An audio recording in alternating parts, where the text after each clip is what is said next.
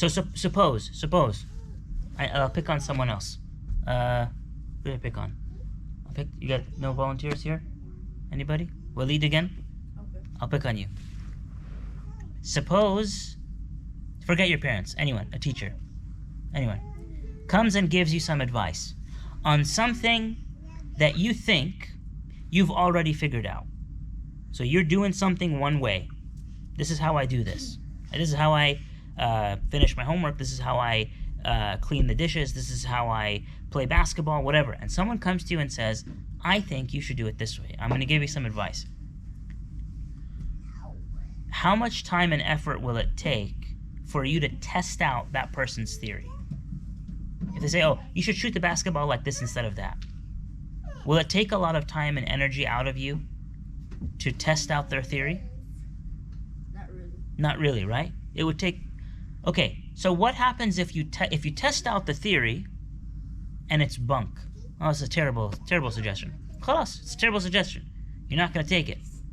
But if you have a closed mind, you say, I'm not going to listen to anyone's advice, and you go on doing it the way that you've been doing it the whole time, you could have missed out on something incredibly beneficial.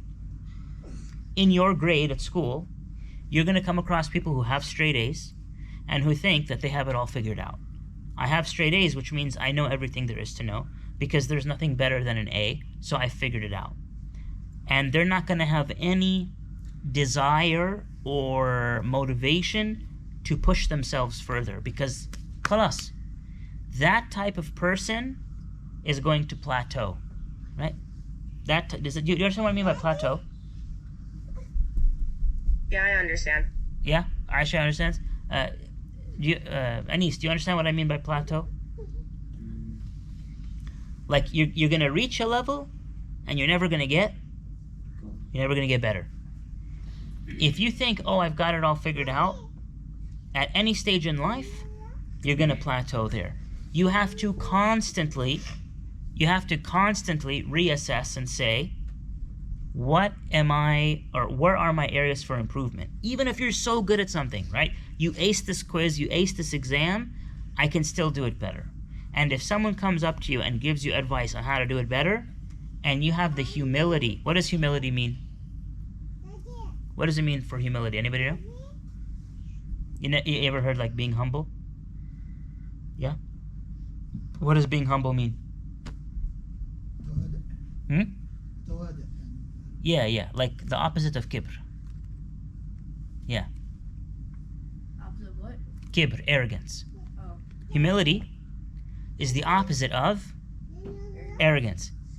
If you go through your life with an arrogant mind thinking nobody has anything valuable to teach you, you're going to plateau.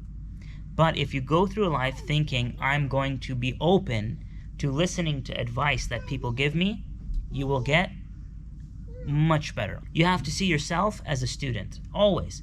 And the advice that you probably hate the most is the advice that you probably need to hear. The advice that you hate the most is probably the advice that you need to hear.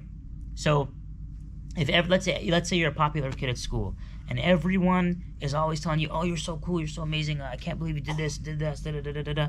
But then there's this one person, whether it's your brother or your sister or a specific teacher or your mom or dad or whatever, who's constantly giving you constructive criticism. Do you know what that is?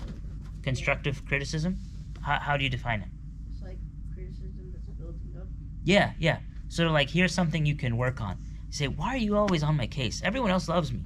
Why are you the one who's harping on me? That person who's harping on you is probably doing you more benefit than everyone else combined just praising you. Because you're not going to benefit from people just telling you you're amazing. That has no value.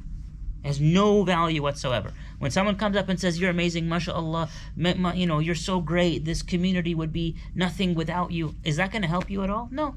If anything, it's just going to put arrogance in your heart, which is detrimental, right? So the advice that you hate to hear is probably the advice that you need to hear the most. Okay, that was point number one. Any questions there before we move on?